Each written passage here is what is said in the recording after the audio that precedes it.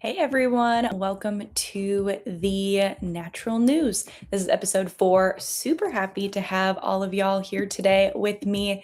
If you're here tuning in, I would love to hear where you're from. So drop a comment below. I have some fun topics to talk about with y'all today. I went and did a little bit deep dive, a little more niche topics to talk about that you can add into your wellness routine, or maybe it's something you're already doing. Either way, I would love to hear about it. I think these topics are a little more fun and some of them might be a little overhyped, maybe, but I think some of them actually lead to a bigger wellness conversation, which is why I'm here starting this from the beginning. So, I have 5 topics to talk about.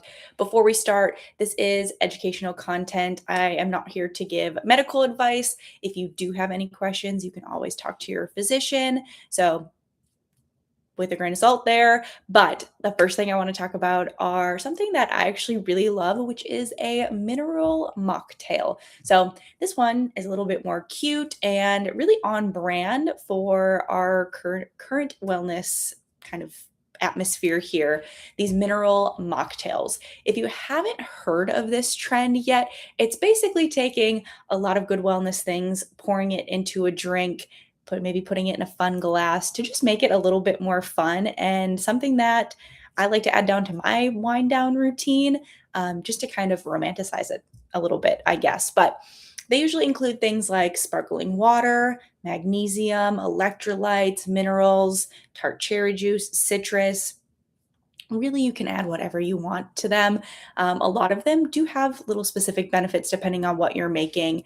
And I really do think that is why this took off. So, people are trying to drink less alcohol, but I think for a lot of us, sitting down with maybe a glass of wine or a beer after work is pretty common. So, just finding something that you can replace it with that's going to make you feel better and more hydrated is a great step and something that I love to put into my wellness routine as well. So, there's 2 that I actually make, not every night or every day, but I do like to keep these ingredients on hand so I can.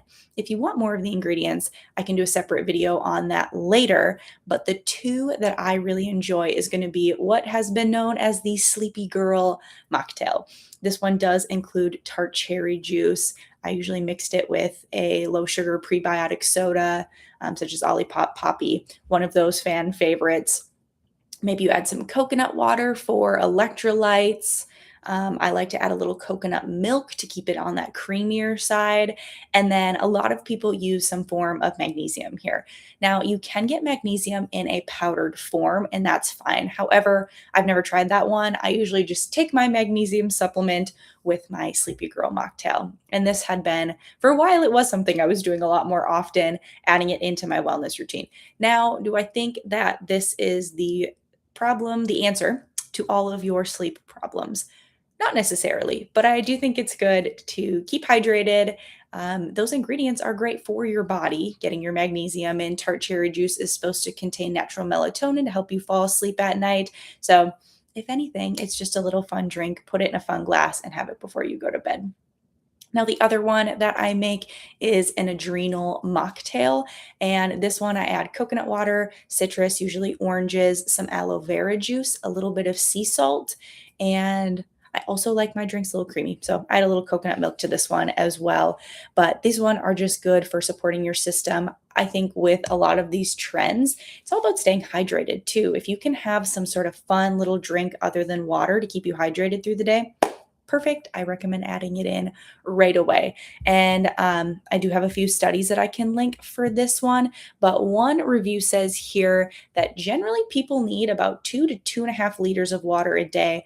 I like to say half your body weight in ounces. So if you are 120 pounds, you'd want to drink 60 ounces of water in a day. And with that fluid intake, it can lead to, well, here, this is what my stat actually says. It says that with the low fluid intake, and if you are underhydrated, this can lead to higher risk of chronic disease, accelerated aging, and just not supporting your system overall. So, hydration is super important. We hear it every single day. If you are on wellness TikTok or whatever it is, you've heard this all before on how important it is to get your water in. So, I think a fancy little mocktail every night might not be the answer to every problem, but getting your hydration in, getting your minerals in, and supporting your body is going to be so important. And I think this is just one little fun extra way to do it.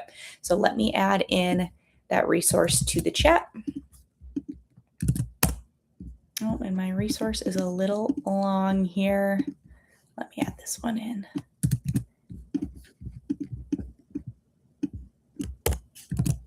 There you go. Perfect. Now you can read up a little bit more on hydration. The next one that I want to talk about is going to be creatine, especially for women. I know we've talked about creatine before. This one is super huge in the health and wellness and fitness space.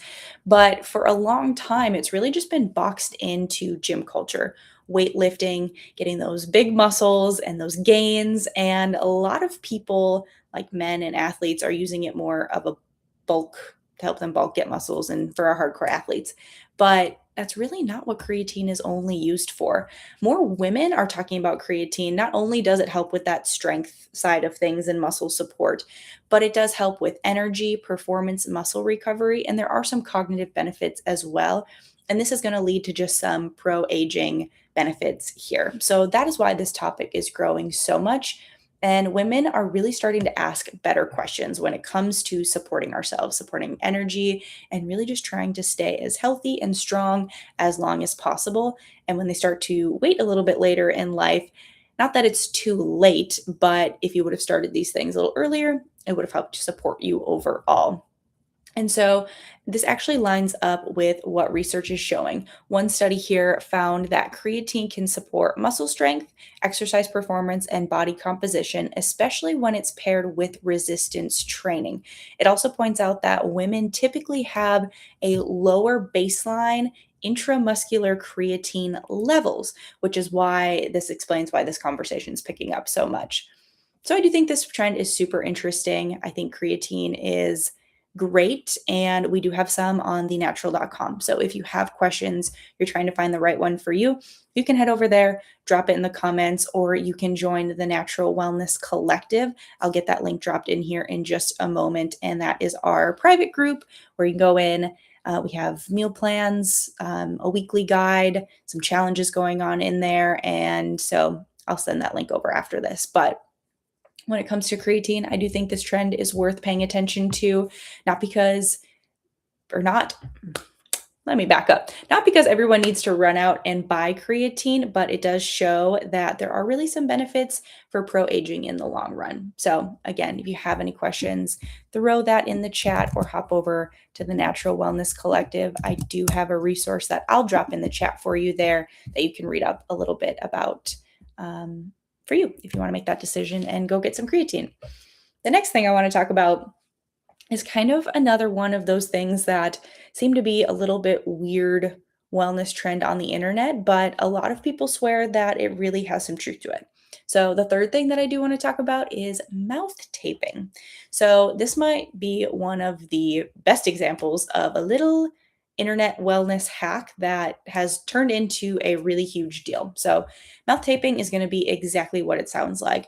You're taping your mouth at night to keep your mouth shut, and then you're slowly breathing through your through your nose at night. So it's not necessarily anything super tricky. There's a ton of different resources on the internet. I even know some influencers who have made their own special mouth tape for you to put on every night while you sleep. And there's a lot of potential benefits for it. So the bigger conversation here is people are talking about it leading to better sleep quality, breathing, healthier airways. It helps with their congestion. I would say if you are feeling a little ill or have a cold, it might not be the best time to start. But if you are at a good spot where you're feeling like you can breathe through your nose all night, it is showing some potential benefits. So the interesting part for me is less really about the tape itself, but really what this trend represents. So people are really, they're desperate for better sleep. They really want a low effort solution. And I do think this would be an interesting one just to try out. Now, I have never personally tried out mouth taping. It's something that I definitely am interested in trying. It looks like about 1 in 3 adults in the US report that they're not getting enough sleep every day. And so that's estimated 50 to 70 million Americans have chronic sleep disorders. So I think this is just one of those simple wellness hacks that you might be able to add into your routine. Maybe it'll work well for you, maybe it won't. Um, but it's worth a try. So, if you have any questions about that, hop over to the Natural Wellness Collective. I can certainly help out or drop them in the chat. I do have another resource for you as well to read up on mouth taping if that's something that you want to try out as well.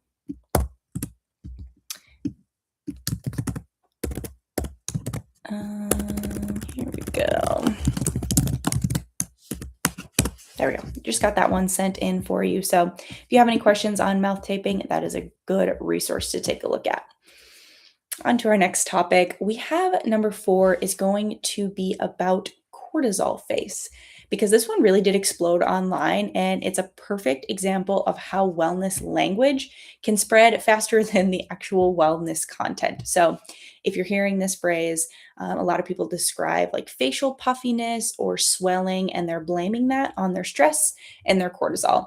And this topic took off because, again, people are exhausted, they're inflamed, they're stressed, and they just feel like their bodies look different when they aren't sleeping well versus when they are sleeping well. And the stress part is not really made up, just like sleep. About 8 in 10 Americans say they experience stress at least sometimes. Women report that they have more frequent stress than men, about 49% versus 40%. And when the internet gives a catchy title for something that they're already feeling, this does really spread fast. So I think this is one of those trends where we do need to be a little bit more careful because it's not going to be one size fits all. If you are feeling puffy, maybe some body changes, this could be hormonal, it could be a issue, but I think it could lead to a multiple of issues. So, if you are feeling stressed, I think it's really good to find stress relieving tactics, maybe going for a daily walk, headed to the gym, all of that is very important. If you're feeling inflammation, maybe following an anti inflammatory meal plan for a little while and seeing if that helps. But I think just calling it cortisol face and that's why you're feeling puffy isn't actually helping in any way of why we're feeling that puffiness. But stress relief, getting better sleep, and supporting your inflammation are going to be great spots to start. If you have any questions on that and what you can do to help support inflammation, I certainly can help you out. Head over to the Natural Wellness Collective. There are a few resources on cortisol face and why it kind of got really big very quickly. I will send that over in the chat there so you have that resource for you. And then the last thing for number 5 here that I want to talk about is going to be something that I actually do really like and one of the most practical trends on our list here today, which is going to be something that they've coined a blood sugar walk. You probably have heard this phrase before. If not, a blood sugar walk is going to be a very short walk taken after you eat a meal. And the goal here is just going to be supporting more stable blood sugar. And I really understand why this one is gaining traction. It's super simple, it's free, and it's really doable. Just taking a short walk after you eat your meals. It's one tiny little habit that feels really helpful without being overwhelming. I don't think from the research I've done that there's any length of time that you necessarily need to stick to. I would say somewhere between 10 or 20 minutes. If you can get that in, that's great. But this one actually has some pretty solid support behind it. So looks like a recent meta-analysis looked at 39 studies and found that walking breaks had the strongest effect on post-meal glucose and insulin. So just that short walk, like I said, somewhere between 10 and 20 minutes have the biggest improvement here on your blood sugar. I also like this trend just because we are inside all day long. It's nice to go out, get a little bit of a walk, even if it's just a nice short one.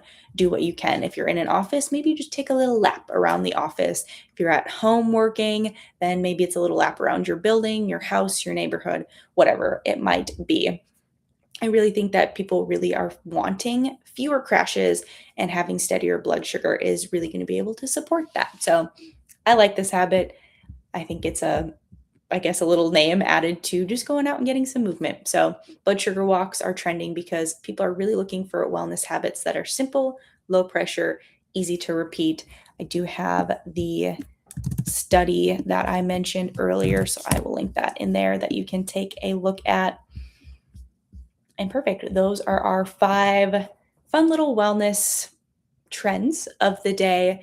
I think people really, at the end of the day, they want simpler health and wellness, something that feels fun. I think if we can romanticize our wellness routine a little bit, that does make it a little bit more exciting. Maybe you make it a habit, a ritual, a quick little win like a walk after you eat.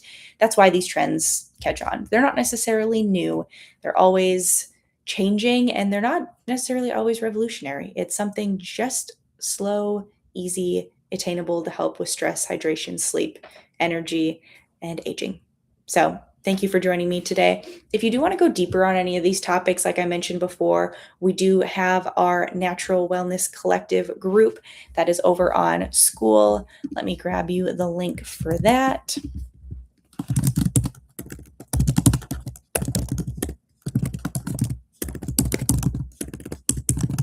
All right, I'm getting that sent over in the chat so you can join for the Natural Wellness Collective. It's just a group where we can come together, ask your questions. If you have any supplement questions, I can help you out with that. All of our supplements are over on thenatural.com. So if there's anything you want to be shopping for, we do have a Memorial Day sale going on. So I believe that started today. So go over there, check it out. If you have anything that you want to go deeper on next time, drop a comment there as well. Today was all about mineral mocktails, creatine for women, cortisol face, mouth taping, and our blood sugar walks. So if there's any other topics that you think that we should talk about, you want to go into something that's really helped benefit you, I'd love to hear them all. Thanks again for joining. My name's Erin, and have a great Memorial weekend.